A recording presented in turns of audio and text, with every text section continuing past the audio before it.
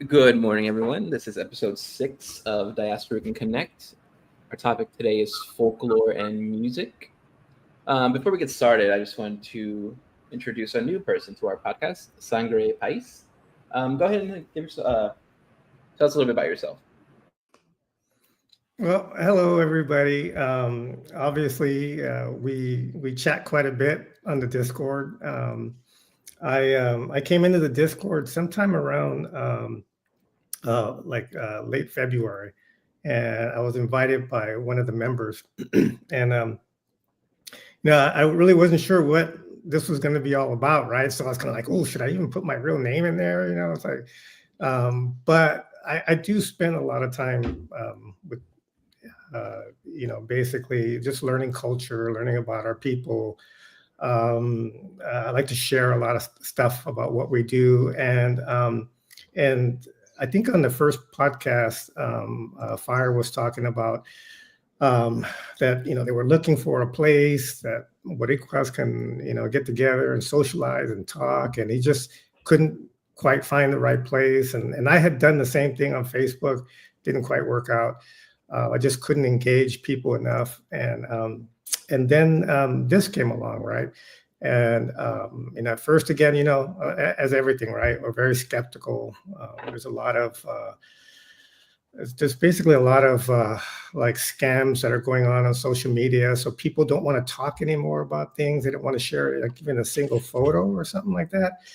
And I said, okay, we got to find a place where we can, start talking again and start being Boricua and start, sharing these beautiful things that we know about. So for me, that's why, I'm just glad to be here. And of course, I love the memes. I love, everybody laughing and just, joking about stuff. That's how we are, right? That's how our Yeah. people are. So anyway, I'll just leave it there for now. And but yeah, thank you for inviting me, and glad to be here.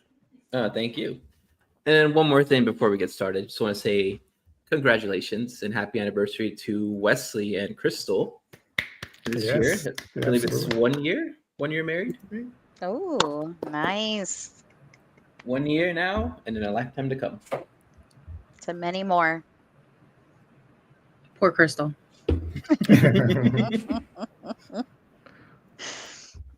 Anyway, going with folklore and music. What's I guess what would you say is a folklore that you're very familiar with? For me, it's always like El Pozo de Jacinto because I told you my family's from Isabela, so like that one's kind of real close to me, and I feel like it ties in almost directly with Huentita, so folklore music. Do you guys know the story of that one? No. So, oh, you do it, Insanity? I have heard it, but go ahead. I, well, correct me if I'm wrong, like loosely, but basically, there's a pozo or like I guess it's like a hole. Is that it's a Hmm. translation? Yeah, it's like a And water hole. yeah, so the story is was that Jacinto was crossing it with La Vaca and it falls in. Is that correct? Yep. Falls in, and then was it someone sees him and tells him to let go of the suelta la vaca? Uh-huh. Please correct me. Yep, yep, yep. Yeah, and so like if you yell Jacinto, apparently like the water becomes stronger within that hole. Yes. So in that song, you go Jacinto, like that's part of that. Yeah. Okay, so the only question I have about this is that what is this a Spanish thing? Is it just a Puerto Rican thing? Because remember, we have the Taino Spanish. What cultural side is that? It's a Puerto Rican thing. It's like after Tainos and Spaniards had come together. So, he was a Jibaro working the land and whatever, and he's walking around with his cow. Um, and the cow, gets taken in and he's trying to hold on to it, and someone yells out to him, Jacinto, suelta la vaca, let the cow go, and he didn't, and they both went in, and they got taken in by the water and never found. So that's when um you call out Jacinto. It actually, as far as I understand it, some of the people say that it's actually Jacinto tráeme la vaca when you're calling out. So it's bring me the cow or give me the cow. And you have to say it 3 times, and then you wait for the water to come up. That is Pretty cool. wild. I've never ever heard that story. So Yeah. see, that's what I'm saying. We're too far away from culture out here in California. Yeah, it's kind of like little like local stories that kind of get Yeah. passed down. Mm-hmm. Yeah, it's pretty cool. It's pretty cool. It's just like I feel like every Latin American country has a story of La Llorona. Mm-hmm. So we have some in Puerto Rico too. We hear a lot about them in like Mexico and other South American countries, but we have some stories in Puerto Rico with the Llorona. I don't know Yes. what roads or anything, but I've heard the stories. Yeah, for me, like for example, growing up in a Mexican community in San Jose, obviously I heard that a lot. And then, of course, as kids, we're out there by the creek side, and oh, the Llorona, the Llorona, everybody starts screaming and yelling and wanting to get out of there. It's definitely something cultural Yeah. for Mexicans, and also they fear it quite a bit. Like they really believe it. So it's Yeah. interesting. Yeah. It's just like another one is El Cuco. El Cuco in Puerto Rico, El Cucuy in other Latin American countries. That's another one, another big one, which, used to scare kids, but still super used. Yeah, Yeah. I posted about that. My sister used to, she used to always say, "Cuckoo, comete arroz, cuckoo, comete arroz." I was like, Yep. "No." Yeah. The Google was like our babysitter. Like if you didn't do anything Yeah. right, the Google was gonna come and get you. I still think that the Google is like always in the darkness. Like that was always the thing. Apaga toda la luz, que el Cuco viene, o si no, and I'm like, well, that sucks. Yeah. So yes, that one is a big one, I would say. And I agree. I think a lot of things are like transferable, which would make a lot of sense, right? Like these are a lot of Spanish speaking countries. It would make sense that maybe a lot of these traditions are widespread. I know we were talking about La Chupacabra, where I thought that was purely Puerto Rican until I had some Mexican friends say, like, what do you know about the Chupacabra? I'm like, what do you know?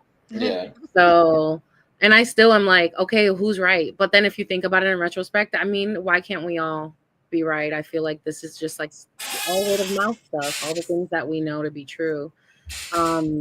And are widespread. So that's cool because we have that connection with other people as well. It's not just like, oh, yes, this is super Puerto Rican.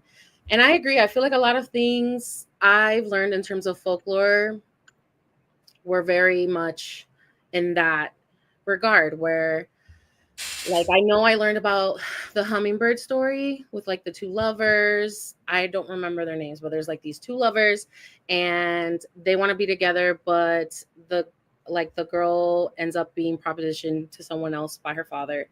So like she prays to go to like a god and says, hey, like I want to be with this person. And then she gets turned into a flower, flor de maga. And then he's waiting for her in their meeting place. She's not there. So he starts looking for like, where is she? Whatever. And then the god tells him like, hey, she's a flower. And then he became a hummingbird. So like now they're together forever in that regard, which are two things that are native to Puerto Rico, which is really cute. It's very Romeo and Juliet. And I don't know. I think like stuff like that is like really nice. Like when you hear something very specific to us and relative to us in that regard. And also just like the things in terms of Tainos, which I feel like I don't know enough. I'm always trying to find out more. And I do think that's where you've come in, Sangre, with like a bunch of stuff. Like every single time I look in the channel, you're our like historian in that regard. You're always like researching things and sharing with like the channel, which is like really huge because I feel like a lot of us learn through each other. That's what this is all about. Even the podcast in its own is like always learning through each other. Mm-hmm. So the interesting part about that is that the way I actually, view it is just that the Taino part of it is our foundation, right? If you think about, like, for example, the coqui has been on the island, a native, a species just like the cotoro, right? That we have in the parrot. They're native to Puerto Rico, and if you think about the word, when people do their DNA, right, they say indigenous Puerto Rico. Well, that basically means that blood was born there on the island as well. So that's why we are like, we're native. So we do have that indigenous side that, sort of became, the Jibaros, right? But what's interesting about all this is just simply that that everybody looks at the Taino part, differently, right? You see people on the island, they're wearing the headdresses and they're wearing the clothes and they're doing little ceremonial stuff, and of course, and learning the language. But for me personally, it's more like I just feel like I'm and it probably makes more sense. I feel like I'm a modern day Taino type of thing, right? I don't necessarily want to say that I'm going to go back and I need to learn the language and I need to do this, because that already happened, right? And because it was disrupted so much, we really don't know what that was really like. So I always tell people I focus on facts and papers, right? I do my research, I find out about things, and then I share what I find. And then when somebody does ask me about it, I just pull up the article and just send it. But that's pretty much what I do. That is what you do, because you're a resource for that. Yeah, I feel like that's super important, especially for today's Puerto Ricans, coming up. I feel like even I was born and raised in the island, and we had some Taino history taught to us, and we had, there's still some locations on the island that are kept and secured as, historical areas, but there's not a lot of history to go back on. Tainos didn't write. Tainos didn't have any written story.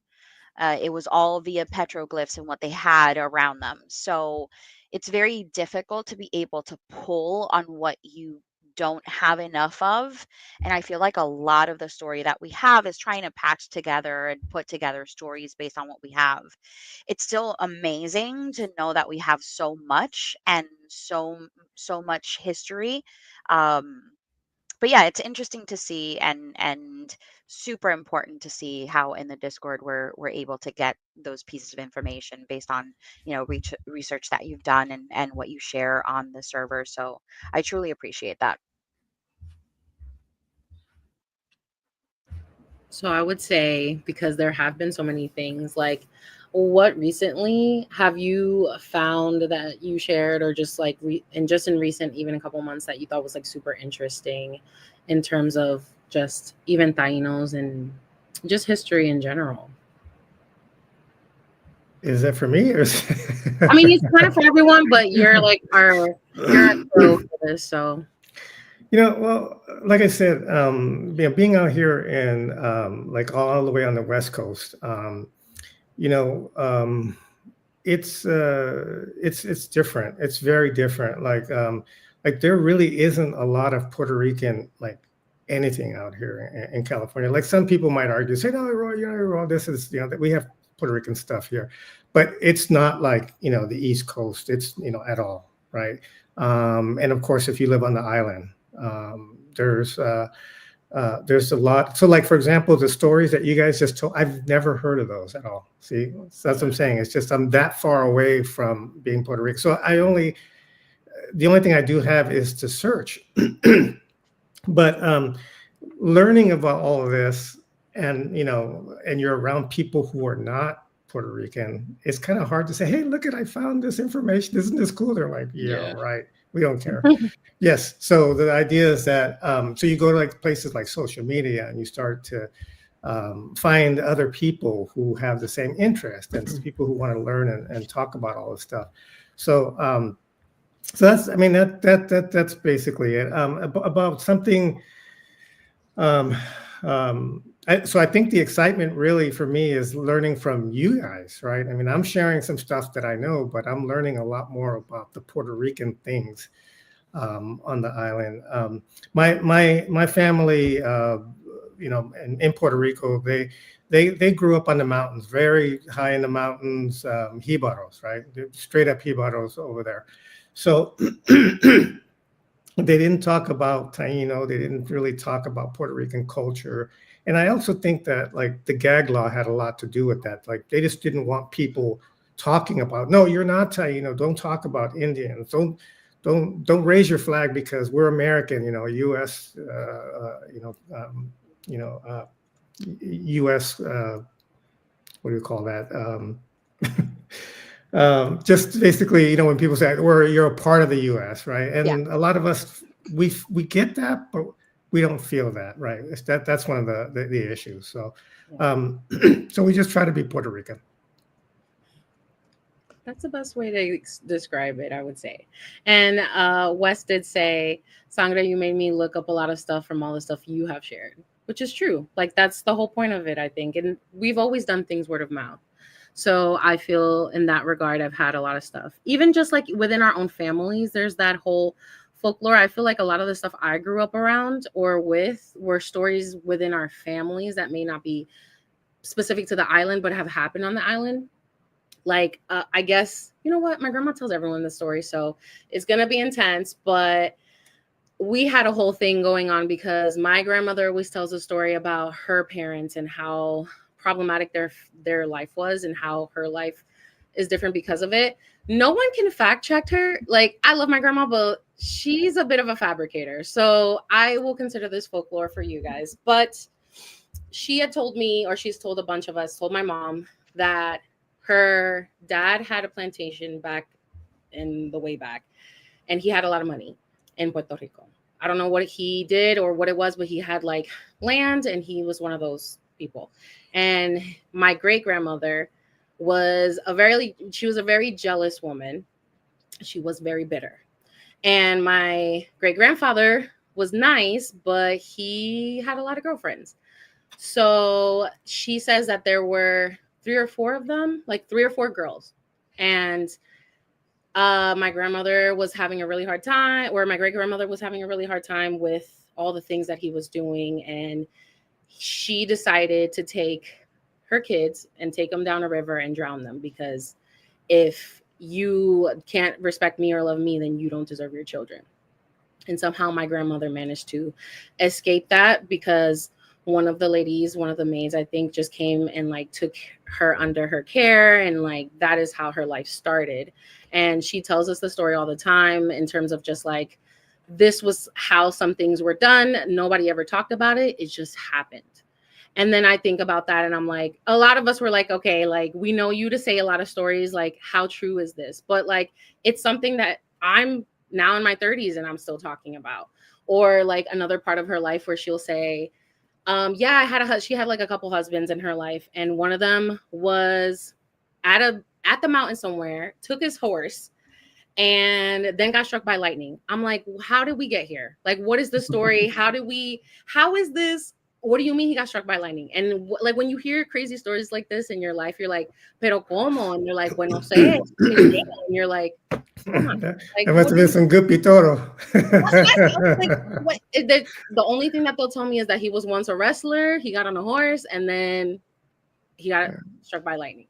So when I hear these stories, like they're ridiculous, but like even if they were true, because that's also still to me the hugest fabrication, it's something that I do relate to, like the tradition of storytelling, the tradition of like keeping things alive and knowing how it is. Because even with La Llorona, like my mom would tell me, yeah, we used to go out and like in the rivers and stuff in the places, and they would tell us like somebody will be out there, and it's just keeping people in line. It's that ideal of fairy tales that are supposed to keep us kind of grounded or just keep us in the know of things that have happened or could have happened. But I think of that a lot. And I also think of the concept of, we get a lot of stuff from our Spanish side, but we have so many other cultures that make make us up, right? So that's where we talk about our African culture. That's where a lot of the things that we know to be true kind of are similar in that regard. And, you know, we do have the indigenous aspect, which is important. So like Bomba y Plena, we've talked about, well, we have probably talked about it in the channel. We just haven't talked about it podcast wise, where like my understanding is kind of broad, but the idea that Bomba was created for, you know, slaves and indigenous people to like get together at the end of the day and be able to express themselves and talk about their day, or be able to express themselves and talk about hardships that they're suffering through together through dance and music, and be able to communicate with each other in other ways, and probably even more radicalized ways of communicating with each other and trying to get to know each other in that regard. And look at how much we've been trying to hold true to that standard, even now, where people are expressing themselves in that way. And it's a beautiful thing. And I love that about being Puerto Rican, where I don't feel, in a broadest sense, that we are trying to bring down one part of our ancestry or culture than the other. Like, I don't necessarily feel like, oh, I'm just more geared towards the Spanish part. I feel like all of it is what makes us whole, right? So I would say in that regard, I think that's beautiful. Yeah, we're the Creole of people, right? We're that nice little blend and mix, and it's nice because we bring a little bit from each side of that culture, which is really cool. I agree, which I think is wonderful. And I wish I had more folklore. It's one of those things where when you start talking about it, you start remembering, and you're like, oh yeah, like maybe this as well is just like super important to share. And then you start talking about it, and it's true, there are other people on other sides of like the coast, just like you, like Sandra, where we've talked about it, and you're like, I can understand that disconnect. Because that's another thing that I don't think we talk about folklore enough, is people who live in the States, we have to juggle the whole knowing our past, or knowing our culture that really isn't our past, but it's still relevant, and then trying to assimilate to the States and their stuff. So I think something that happens to me often, I don't know about you guys, and I'll take your opinion after I say it, but there are times where I'm talking to someone and I try to say a saying and it's an American saying, and I'm like, is that how it goes? Because I'm like mixing it up with whatever Spanish stuff that I've learned, and I'm just like, do you guys, can you fact check me? Because I don't know if that's how that goes.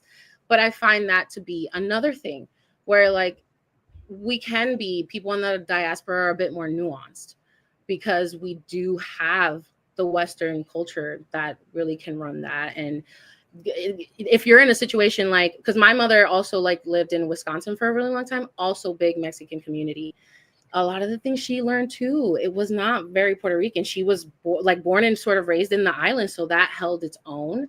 But like growing up on the States was a completely different thing that a lot of us have to assimilate to. Yeah.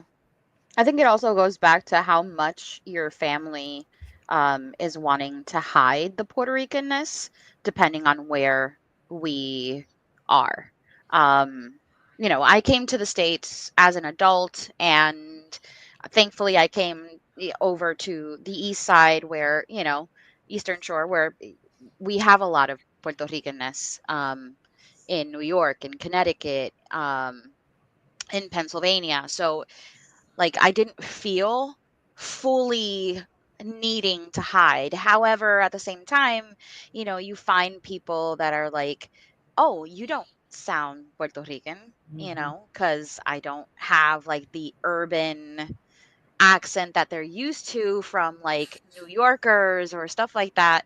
And I'm like, okay. And they would call me the white Puerto Rican because I didn't speak like other Puerto Ricans in the area. And it's like, wow, this is very shitty, but what can you do? Um, but yeah, I think a lot of that comes from how much your family felt the need to have to hide their Puerto Ricanness. And that's what drives then how much information you are given, based on what they decided to learn or took with them if they were first generation Puerto Ricans on the diaspora. Yes. I would agree. I think that plays a huge role in terms of what you know. And it's it can be a trigger for a lot of us because it goes back to the same thing of, am I Puerto Rican enough? Right? Like, do I know enough to be Puerto Rican? Can I be in these circles and hold my own and feel like I'm representing something that is Puerto Rican? And I think that to be true. I believe that it's not necessarily what you know, it's what you're willing to be passionate about and learn about that makes it important. And I love the fact that we all have little tidbits of things that aren't a part of our culture that are also relative. Like we said a couple podcasts or like last podcast, we are not people who are discriminatory against anyone. So I always welcome the idea of other cultures because they do sink in. They all connect. Connect. If I talk to people who have like, African culture and I talk to people who are maybe a bit more European, something is going to stick. Something's going to make sense. Yeah. And I don't know if we have any, I only bring this up because we did have like a Christmas in July situation in the server. But I will say this. I think I learned the most during Christmas time because I don't know for what reason Puerto Ricans love Christmas.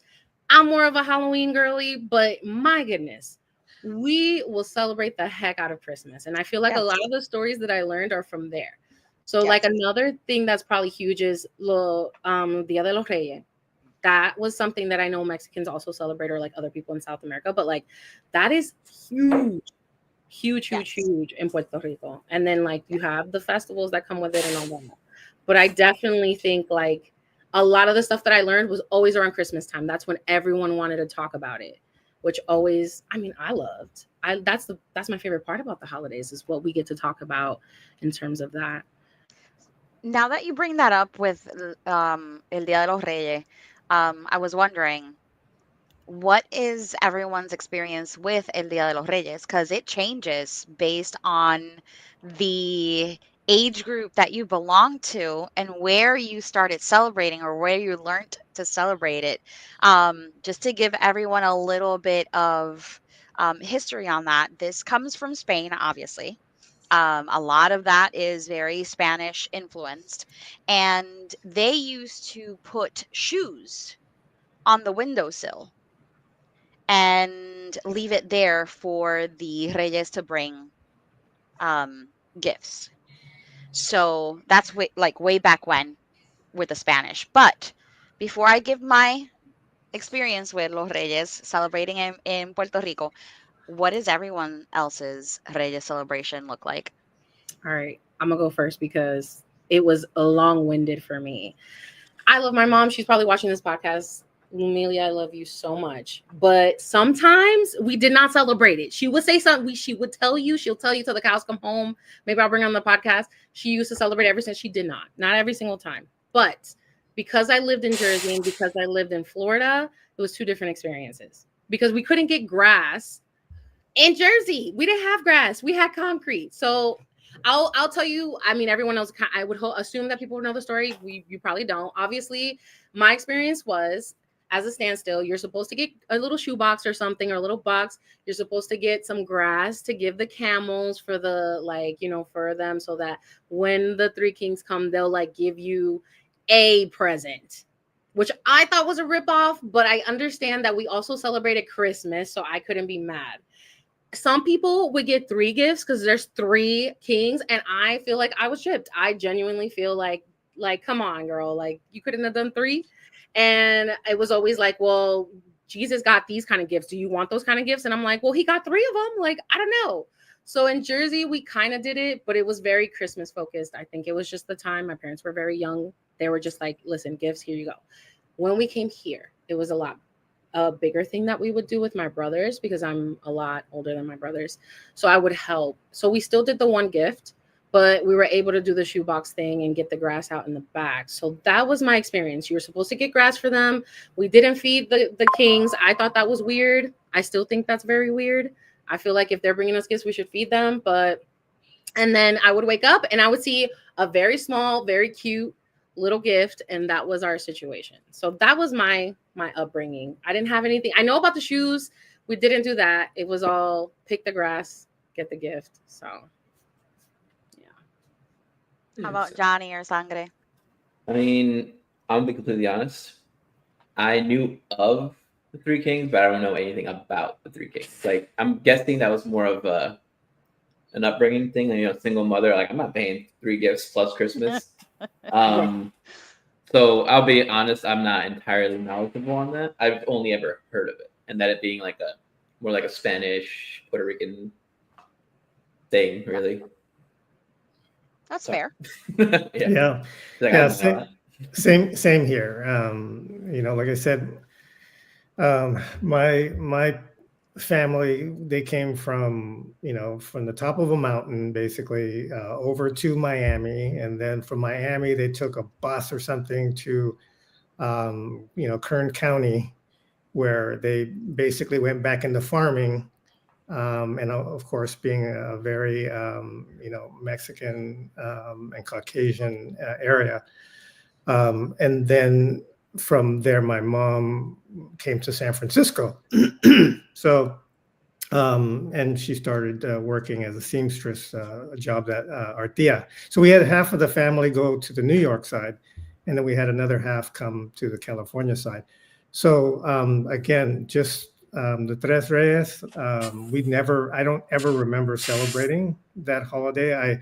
I learned of that like on Instagram, seeing other Puerto Rican people on the island and probably in Florida also celebrating the holiday. Awesome. That's true. That's true. And honestly, Johnny, your mom's probably right. Because my mom used to say, if you guys are bad, like, you're only going to celebrate one of them. And I was like, well, I'm not celebrating Three Kings Day if that's the case. I only get one gift. Like, hello? So I was like, I guess I'll celebrate Christmas. Yeah, like, she loved Halloween. Go out and get free candy from other people. Yeah. That's what I'm saying. I was like, you know what? Halloween is my jam. I don't know. I mean, in Santa, you lived on the island. Do people even do Halloween out there like that? Absolutely. Okay, good. Absolutely. Good. Absolutely. That's what I like to hear. Yeah. We go all out for everything. Yeah, Wes. So in Spain, the big one was the shoes. They would put it in the windowsill and they would get gifts or, like candy and stuff like that. Once we move into more Jibaro and more modern day Puerto Ricans, we have the full blown Three Kings Day. So for me, Three Kings Day, I was pretty lucky. We didn't have, a bunch of gifts because it was two of us and my dad was the only one that worked, but we still celebrated. We would go out, we would get the grass in the shoebox, and we would get water for the camels, and we would put it at the end of our bed. So we would put it underneath our bed, and that's where we would put the food and the water so that the three kings could come in and leave their stuff. Now, this is to share with all of you because I continued this with my daughter, and for any of you that plan to have children, this is a good thing to like maybe continue um the tradition. My mom and dad would grab the grass, they would leave a little bit in the box, and then would drip grass up to the entryway, and then it would stop, and then they would empty out the water, leaving just a little bit, so that we thought that the camels had eaten the grass, and as they walked out of the home they were chewing on it and leaving remnants around the house. So that's one thing that we did. The other thing that we did, and we did it with my daughter, my mom and dad couldn't do it with us, but with my daughter, since it was just her, this is how we did it. So Christmas was the expensive gift. So anything that was a big dollar item, that was Christmas. And then Three Kings Day was all the little stuff. Because again, when you're young and you're little, it's all about how many gifts you get, not what you get. So we would get her clothes, we would get her, Dollar Tree toys and stuff like that. And she was elated. She had so much fun with them because, oh my God, look at all the things that the Three Kings brought me. And we didn't spend a bunch of money. So that's how we celebrated here. And we did the same thing. We did the same tradition. We would leave little bits of grass all over the place. And, um, And then she just, she enjoyed it so much. So that's my experience with Three Kings Day. Well, sounds great. Now I know why I only got one gift. I didn't get them water. Like, hello? I'm so mad. Right after this, I'm going to my mom and be like, listen, girl, we gotta do this right. I know I'm 32. We gotta do this right. Let's rewind it. I'm streamlining our experience. I'm getting 3 gifts somehow, but that's pretty cool. I would love, because it's almost like that whole, what is that people do now? The elf on the shelf, but just like less elaborate. It does bring the magic into it. And my mom would do little things like that in general. Like she did it. I think she did that once where she tried to make it like, ooh, look, like they ate only some of it. But I know parents are tired. They don't think about it in the moment. So I get it. But I love that story. And it's so funny, as you were talking, I was like remembering a couple things that I've heard. So this, I cannot, confirm whether it's folklore or not. I only have like a couple that I can say. Maybe you guys have heard, maybe not. But I know that there's like a pirate Robin Hood situation in Puerto Rico. I think that is folklore, where like there was this pirate, I don't know his name, but he used to like steal from rich people and like give it to the poor. And he's kind of a legend. I don't know, somebody quote me on it, but I did hear something on like that about that they've talked about this pirate before in the past. I don't know where he comes from. It would make sense. And I do think that it's cool because we don't talk about the island being like, it could have had issues with pirates, which I don't know much about, but I would assume that was a thing. I don't know if that happens anymore. And I don't think this is folklore, but it could be. We don't talk about the Bermuda Triangle enough. I think about the Bermuda Triangle way too much and how we're like a part of that. Yeah, what's it, Bermuda?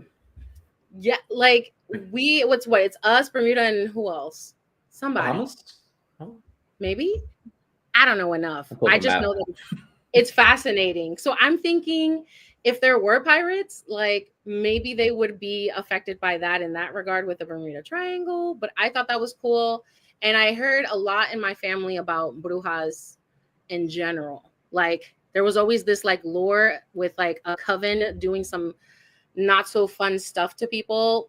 But I never had a clear story in terms of folklore that I could share. I only know that like there will be stories about, oh, we would go up the mountain and there will be some brujas there and they would like either solve my situation or they would cure me in some sort of way, which I know that goes back into people who are spiritual and have a lot of those things that were probably holistic and there were probably, a lot of people benefiting from that. I know I talked about it before in another podcast, but or I think I did. But my mom was telling me about how back in the days, she would hear stories about women that were helping people who were disabled, vulnerable, and really not so great mental spaces. And she always said, we take care of our own, right? Like whatever's going on, we got to take care of those people. So if abuela's not feeling good, she's in the house with us. We take care of her. If somebody, si tú tienes un tío, que he's going through something, he's in the house. So she said that she remembers hearing this woman saying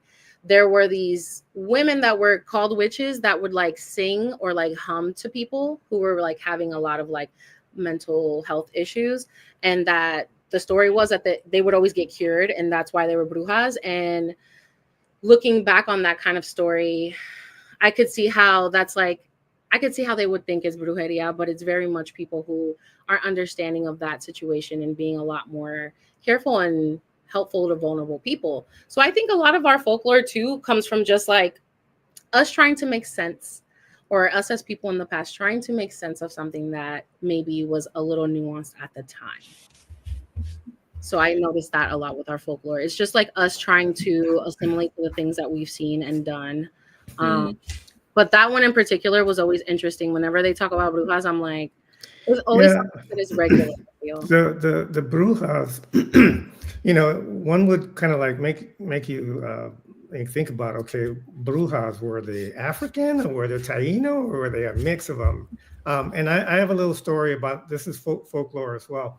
And other people will probably have similar stories. But my mom said when she was born, she had like a curvature in her spine or whatever, and her mom took her to the local, hospital or whatever, and they said, "Oh, I'm sorry, you need to, basically go home because I don't think your daughter's going to last, like 2 weeks." And of course, my grandma, that was like, I have to do something else. So the story is that they brought her up to the mountains. There was this person who was like, and there's a lot of stories about the Tainos and their power of medicine and curing. And in fact, if you kind of think about it, Puerto Rico is huge in the biospace, right? So it kind of makes you wonder, why was that there? Because I have a feeling there's a connection in there, and we could probably research that. But basically, the story is that they went up to the mountain to this person, and they rolled up some kind of paper, and it had smoke in it, and then they blew it in her ear, and then they just told her to go home, and you're gonna be fine. And I knock on wood. My mom is 96 years old. God bless. And Wow. so when you think about these kinds of things, like, it's kind of like today too, right? It's like that whole getting a second opinion, right? When you have a health issue, right? You have to do that.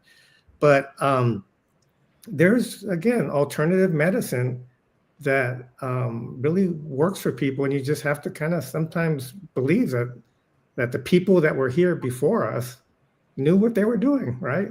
Doctors may not be doing the same for you.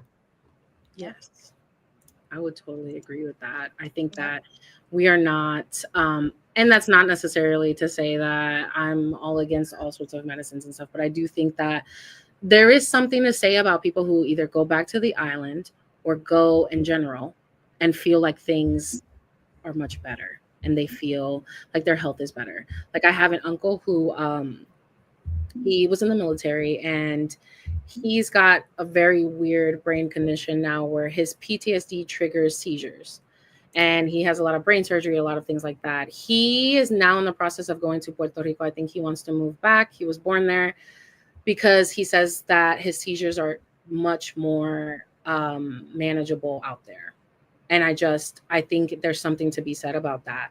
And I can understand why a lot of people want to go back, or just at least understand indigenous practices from where we're from. So I can definitely say that to be true. Also, my grandma, she's pushing her 80s, and same thing. Like, I don't know what they got going on, but Yeah. Very true. I have one more piece of folklore, and then I want to talk a little bit about dance or music. I don't know how many of you know about La Capilla del Cristo. That's familiar, but Not, no. not a damn thing. Okay. So La Capilla del Cristo, that is still a capilla or a little church that still exists on the island. It is on Calle del Cristo. It's on Cristo Street. And it is basically, the story goes that this man was running. He was a young man. He was running or riding his horse super fast. Now, all of those streets in San Juan used to be all cobblestone. Some of them are no longer cobblestone, but they used to be all cobblestone. So if any one of you have ever walked through cobblestone, that shit is slippery as heck. Yes. Slippery. So he's running with his horse. His horse is going super fast. And that street ended in a cliff.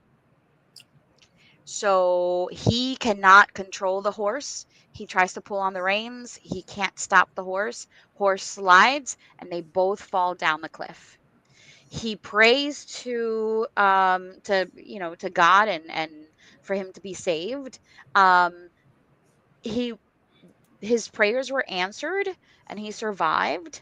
Where in all actuality, he actually perished. But that's where the small chapel was then built in order for it to stop it from happening again. Oh. But that is how the Capilla del Cristo came about.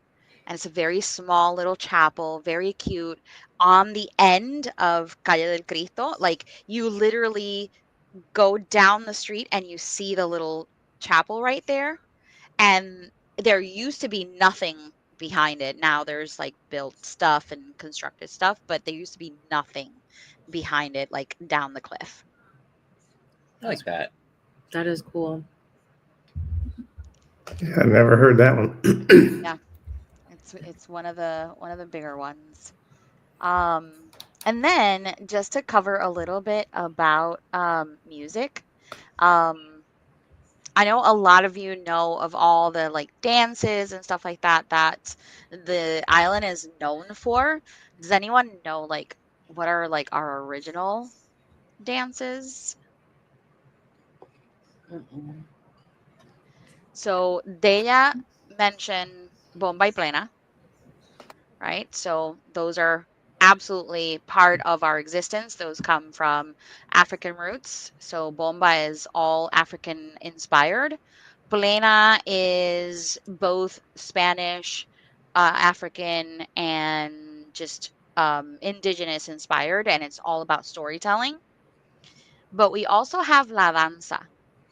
So La Danza is one of our more traditional dances that are it's Spanish inspired because it has like that.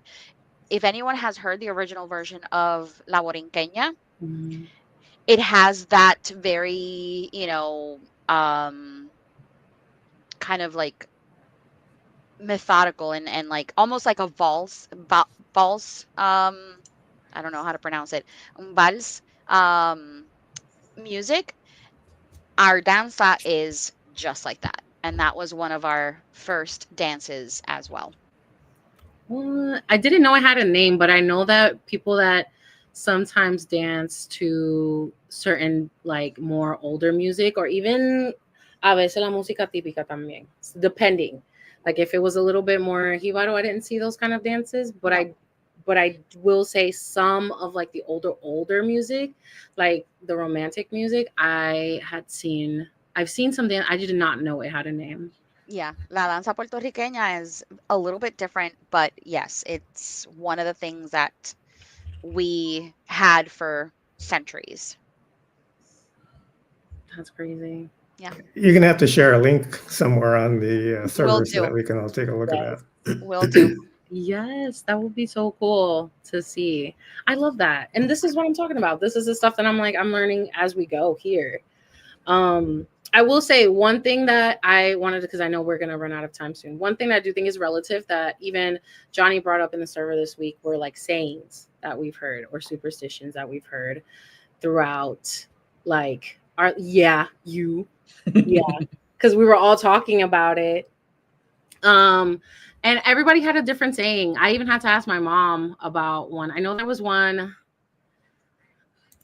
I don't know because they're even in our songs. So like, I know we talked about it before, pero te conozco bacalao, aunque viene disfrazado, is obviously the carpetas and how people were being surveilled, and we put that in our music. I don't know. I'm drawing blanks, but I know we talked about it this week, and it was very much like everyone has a random saying that they've gotten from like a mom or somebody that said something to them, which I also think I relate that to folklore because it always has a story. Like somebody will get it from someone and they'll be like, where did you get that from? I'm like, no, I don't know. Your grandma used to tell it to me all the time. Yeah. And that's how we live our lives in that regard. But I do think like sayings and superstitions, like what was another one that people do it? Oh, the purse thing was brought up. Yes, That's you what it never was. put your purse on the ground ever. Or if your hand's itchy, you're about to get some money. I heard that one a lot. Yeah, for me, it was the right hand. If Was your it? right hand itches, you put it in your pocket because that's you're getting money. If Okay. your left hand itches, you're spending money. And if your feet itch, the soles of your feet itch, you're traveling. Your feet itch? What? Yeah, if the Okay. soles of your feet itch, you're traveling. And that's also interesting too, because I can never figure out what saying is like, where did I get it from? Is it from being here and like being in the States or in the island? So whenever I hear them in the island, I'm like, okay, which I think these things were meant to be shared. But I know the purse thing, I was like, I've heard that before. I heard it too late, but I've heard it before. And the money thing for sure. And also just like random stuff. Like you can't sweep, what is it? Like sweeping your house. I know this was one that I remember hearing that you're supposed to sweep your house a certain way. Like either you're from back to everything. front. Yes. So that you because can get all you that. want like, to take out everything out the front door so that it never comes back. You never want to bring in the stuff. That is a big one. I would say being Puerto Rican, the one thing that I know to be true, because even here in my neighborhood, there was an older woman that every single morning I saw her sweeping the front of her driveway or the front of her house every single day. And she's now like, I think they've got her, I think has dementia. So she's not there anymore. That's like the one thing I remember about seeing her and seeing older women all the time. Whenever they swept, it was from the back to the front. You're getting everything out. And I know that also can like lean in with like spiritual practices as well, where a lot of people feel like that's getting all the bad luck. Also, I don't know if we have any New Year's ones. Like, I don't know if we have New Year's. What do we have? Tell me. So in my house, we used to burn incense. Okay. So we had the little carbon discs. We put them in the little incense burner cauldrons, and we put the beaded incense. It's called Tres Reyes. Sí. We would put that there. We would burn that around the house. We would also, the grapes savior. That's another one. And we would throw water out the front of the house. Yes. To clear out the path. To clean the path for the new year. The water I remember, I know a couple people did it. I know in my past, my ex was Ecuadorian. So what they would do is pack up their maleta and like walk around the neighborhood a couple times. I don't know if that's like just them just throwing it out there for New Year's. I thought that was crazy. It was like, you're going to travel if you do this. But that's the only one I know to be true with New Year's, because I think those are cool. But I'm going to do the water thing for sure, and the incense, because that's nice. Yes. So right at the bell toll, you're supposed to throw the water, and then you can burn the incense around the house. So if you have 2 doors, you should definitely do it at the 2 doors. If you have 2 people in the home, throw it out at the same time. Otherwise, you can just have the one area. If you live in an apartment building, out your balcony. That makes sense. Oh my gosh. I'm learning something new every day, I swear. And then the grapes. Superstition. Ooh. When it's Tuesday, hoy es martes, ni te cases, ni te embarques, ni de tu familia te aparte. So don't get married on a Tuesday. Don't get shipped on a Tuesday. So don't travel on a Tuesday, and don't leave your family on a Tuesday. What? I heard the club's going up on Tuesdays though, so I don't know. Yeah. Johnny, wait, but why? Do you know why, or is it just like something that's said? It's just because there's a possibility of you not coming back. If you travel or you leave your family on a Tuesday, you might not come back. That's crazy. It's weird. I don't know why, but it's been generations. Well, now I know. I have a couple. I found the ones that I put in the server that I was like sharing with you guys, but my mom was like, el que aquí la hace, aquí la pague. Aquí la paga. Yep. Aquí la paga. It's basically like, what you do here, you pay here. Mm-hmm. And then aquí pagan justos por pecadores. Yeah. It's todos pagan justos por pecadores. So everyone pays for the one thing that someone did, because you're all guilty. Yep. Which, I mean, that's how we lived. Tan culpable es el que mata el cerdo como el que lo aguanta. So the person that is killing the pig or whatever, is the person that's holding it is as guilty as the person that's killing it. Yep. It's basically what that boils down to. And they're usually saying that when they're mad at you, right? Yeah, all the time. And there's a bunch of because everybody had a bunch of kids, so they were like, I know one of you did it. Yeah, that's why I got beat for what my brother did. I was mad. I'm like, come on, I didn't do anything. Oh yeah, everyone's getting it. Everyone's getting the peco song, so it don't even matter. And then I have la mona, aunque se vista de seda, mona se queda. Yep. So it don't matter Don't matter. If you're a bad seed, you're a bad seed no matter how you carry yourself. Yeah. And then, of course, having el mal de ojo, which I feel like that's also universal. We've seen that a million times. And then we've talked about the cuco, which, man, that's always going to be the things. Oh, and also baby sayings. What was it like? Qué linda manita que tiene bebé. Qué linda, qué bella, qué bonita. Or a pom pom pom one. Yeah. Man, I still That have one, those. I've in heard my that back quite a pocket. bit. Yeah. Huh? Pon el dedito en el dedito en el pilo. pilo. Yeah. Yep. Those I remember. Yeah. Whenever there's kids, I'm like, hey, I got 2 songs. Those are my go-tos. There was another one when I was growing up where it was Yo no quiero. Oh my God. Yo no quiero. I don't remember what it was. Yo no quiero ni de aquí, ni de aquí, ni de aquí. And they would be going up ni de aquí, pero de Then aquí they sí, tickle to just you. tickle you. Yeah. And they would get I you. remember That one always gave me anxiety because what do you mean? I know you're about to tickle me. Yeah. Oh, okay. So Wes is asking about the Vejigante masks. Yeah. So Vejigante masks, as far as I understand, and I know that Sangre, I think you shared something about the Vejigante masks on the Discord as well. As far as I understand it, it is a Spanish influenced tradition. So in Puerto Rico, we celebrate, you can call it festival, but we call it fiestas patronales, which is for our patron saints. Every town has one. And basically during those festivities, people come out dressed in with Vejigante masks and these big, colorful dressings, right? These jumpsuits, basically. And they were traditionally used to scare off any evil from the town. So that's where they would come out. Obviously, they used it also to scare the kids. Like if you're going to be bad, things like that are going to come for you. And I know that there's 2 originally, if I'm not mistaken, the masks were done based out of dried, blown up cow bladders. So that's where Delicious. the name came from because it's a vejiga. But there are 2 ways that we do them in Puerto Rico. If you are from Loíza, you make them with coconuts. And if you are from Ponce, you make them out of paper mache. Okay. That makes sense. I'm not taking that bladder. I'll take That's coconut. interesting.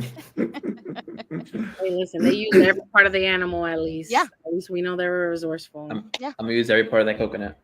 Yeah. So one quick thing that we don't talk about a whole lot, and probably because I know we're just going to wrap up here, but in the music, there's a lot of sexuality and there's a lot of talk about food. Like the other day when you did the Christmas in July, listening to all the Aguinaldos, yeah, and I was like, I just kept hearing the word lechon, Yes. lechon. Like in the song, I was like, wow, it's like, this is crazy. But the other thing is, this is my wife, we listen to salsa all the time. And then my wife, she's listening to Frankie Ruiz, desnúdate, mujer, así te quiero ver. And she's like singing that. And I go, do you know what you're singing? And then I actually tell her, and then we both start laughing. Sangre. It's true though. It's like think about it. You got the periando, right? And it's just we have a lot of that in our music for sure. Yeah, absolutely. Periando and pernil. Yes. That go hand in hand. And drinking. Don't forget the drinking. I'm sure there's a song about all that. There is. Yes. There is always something. I think that just shows like the celebratory way. I think being Puerto Rican for me is always a celebration. And I love that. I'm always down to celebrate something. Like even living in Florida, I would say the one thing is like they celebrate hurricanes sometimes, or they just like have hurricane parties and stuff in Puerto Rico a veces porque que se puede hacer, right? Everything's gone. We got to eat our food. Yep. Same thing here. We're always going to celebrate even in hard times. So with that, I would say that's where our music is in line. Yeah. And it's all about laughter and happiness and, just kind of getting through tough times. Yeah. Yes. For sure. Yes. Boy, se bebe. It is 11 a.m. over here.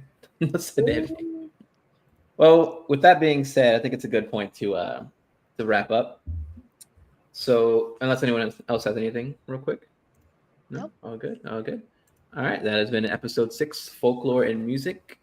Thanks for watching. Thank you. Thanks, everyone. Nice seeing everybody.